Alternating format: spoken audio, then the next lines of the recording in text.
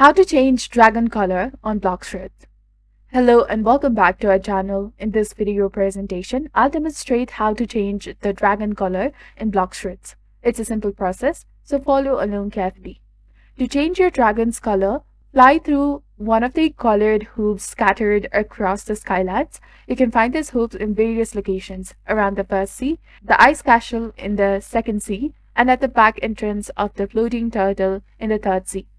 Remember to fly through them to alter your dragon's color. Note that hoops other than the blue, red, and green have mastery requirements. Check the on-screen guide for dragon colors and corresponding mastery requirements.